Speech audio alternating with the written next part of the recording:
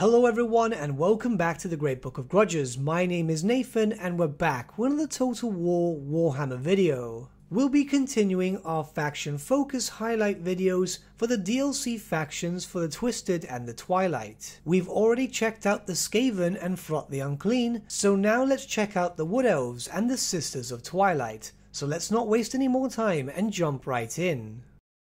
To start things off, we'll check out all the baseline mechanics throughout the Mortal Empires campaign, and then later on we'll check out the Eye of the Vortex. But you'll begin your campaign in the far western portions of the map, where you're surrounded by Dark Elves and Beastmen, with potential immediate allies being Katep of the Tomb Kings and Elithanar, the Shadow King. Most of the territories that will provide you with forest health are indeed under control by the Dark Elves, but it shouldn't be too much of a hassle to take it from them. The faction effects for the Sisters of Twilight are as follows. Forge of Daith. Craft and upgrade unique weapons, armor, and items offered by the Master Smith Lord Daith. Ammunition plus 10% for all armies. And finally an ability, Volley of Kurnos for Hawk Rider units, which will give them a magic missile type of weapon. The Sisters themselves have their own unique trait, which goes as follows.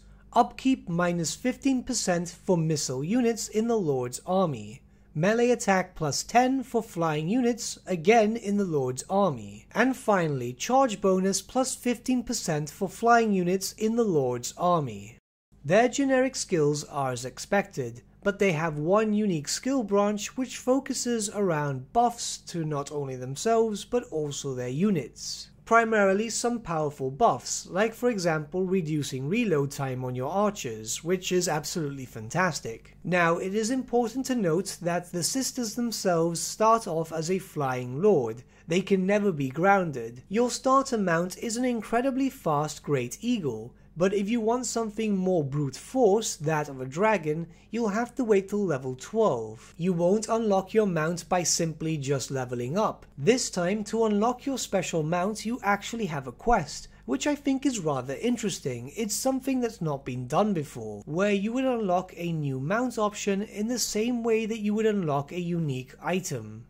As soon as you reach your third turn, Daith, the doting uncle, will provide the Sisters of Twilight with some green level equipment. Nothing too spectacular, but it is a start for the Forge of Daith. You see now, as you go into battle, you'll then be able to unlock the Forge of Daith once again, where then you'll be given the choice about upgrading your equipment. It is also important to note that the equipment that you get at level 3 is not the last set of goods that you'll get from Daith himself, where on screen now it's got a timer for 10 turns. As soon as that finishes, he'll offer you some new equipment.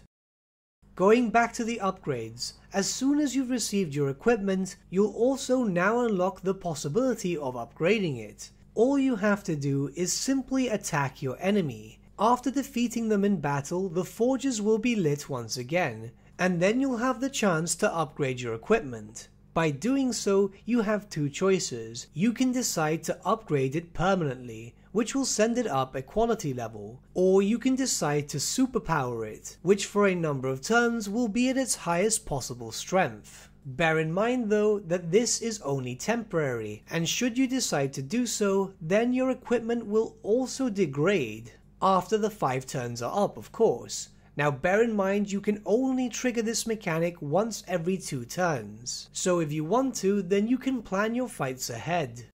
The Wood Elf events that come into effect as from the Wood Elf rework also come into play here, as can be expected. Make sure that the Witchwood itself is not undefended, or else an army will appear after its usual 3 turns and might cause a problem. Generally your garrison should be able to hold, but during harder difficulties it might be an issue.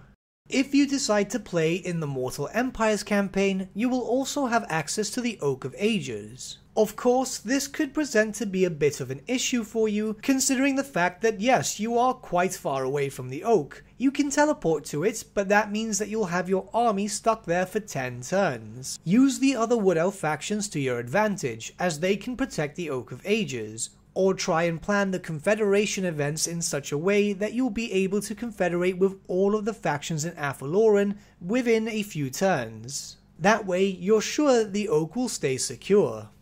Wood Elf officers will also come into effect too, where you'll have access to various different types of officers, each offering their own types of bonuses.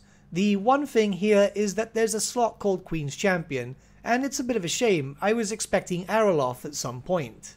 The office slots themselves are quite specialized to specific lords. You can have any join them, but they'll benefit certain ones more, so look around and take your time before placing any lords into any slots. The special Wood Elf events will also spawn in Athaloran. However, during my testing, I've not seen any of the army spawning ones. Do bear that in mind though, as it's very possible that they just didn't spawn for me over there, so keep an eye out just in case. I doubt you want to lose the Oak of Ages and thus lose out on potential confederations. As soon as the sisters reach rank 12, you'll unlock your quest chain to be able to unlock your unique dragon mount. It's fairly straightforward. If you still have your Spellsinger, as you start with one at the beginning of your campaign, you're already well on your way. After which, you'll just have to attack the Venom Glade and then Clark Arond. After which you'll have a rather interesting cinematic style battle, which I'm not going to show here as I don't want to ruin it for you guys. To be able to upgrade your unique landmark, you will have to perform the Wood Elf ritual. This itself is fairly easy. You'll have to deal with 3 armies, and if you take out 2 of them very fast, you won't have too much of a problem. Though try and take them out if you can before they spawn, or else you might get overwhelmed, and this can be a problem. Believe me, I've made that mistake in my testing. If you were wondering how to unlock Ariel, your legendary lord, well, this is how. Simply by completing your ritual will you also gain access to her. And believe me, she's quite powerful, so you'll want to do so. She'll already start off with a complete set of powerful purple quality items, all of which can be extremely useful on the battlefield, especially once you start getting into fights. Her unique character trait is that of Queen of Athaloran, and the bonuses are as follows: Winds of Magic Power Reserve plus 20, Winds of Magic cost for all spells minus 10, and obviously Perfect Vigor. Ariel herself is a spellcaster lord. She's decent enough in close combat, but it's with spellcasting where she really excels, having spells mixed up from different laws of magic. In regards to anything unique, she's got access to a bunch of different skills. The majority of them will once again buff her greatly, making her a true avatar of Isha, whereas the upper skills are focused around faction-wide benefits, such as Lord Recruitment rank, public order bonuses, and so on. Now it goes without question to say that Ariel herself is an extremely powerful character, but of course this is a living avatar of a god, so she's meant to be powerful, where you can more or less put her on the same level as Lord Croak. When you start off with the Vortex Campaign, everything pretty much looks the same way. You'll start off in the Witchwood once again, but obviously the map is different, as this is the Eye of the Vortex Campaign, meaning that Nagaroth itself is greatly extended. Your campaign will play more or less the same way as you would a Mortal Empires one. However, there are a few distinct changes. Firstly, the Witchwood itself requires you to perform 2 rituals. Since you have no access to the Oak of Ages, all the increased forest health is directed to the Witchwood. Then you'd need to destroy Clan Moulder. Seems simple enough. But finally you need to do a special battle known as the Root of Chaos. Once again, I'm not going to show that off, or else it'll be spoiling too much.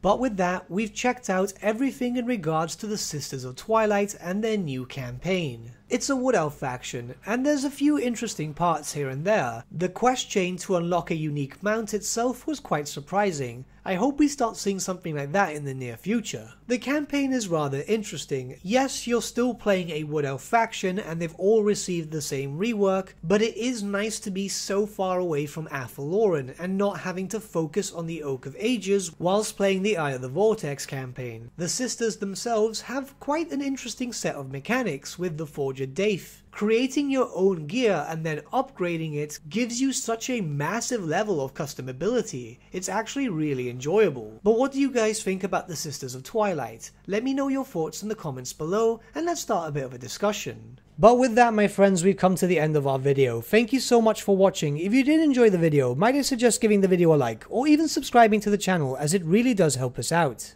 In the description section below are various links to different social media platforms such as Facebook, Instagram and Discord. Also in the description section is an affiliate link with Element Games where you could buy loads of hobby-based products, not just Warhammer, for 10 to 25% off. Making a purchase using that link and also our special code, which is also in the description, supports the channel at no extra cost to you, which we think is rather cool. A big thank you to our patrons. Your support means the world to us. It's amazing that people want to help a small channel like us grow and get to a higher level of content. A big thank you to Gibraltar LUSC, Ryan Bertsche, Andrew Prince and Okro for subscribing to us at our Fane level. You guys are super cool. And a big thank you to Edward Yule, VS Vasan, Aaron Whitman and Shaggy for subscribing to us at our King level. Honestly, we can't thank you all enough. And lastly, a big thank you to all of you for liking, sharing and commenting on these videos. Honestly, it's because of you guys that the channel has been growing at such a great pace lately, so we can't thank you all enough. But with that, my friends, thank you so much for watching once again, and we shall see you all again very, very soon.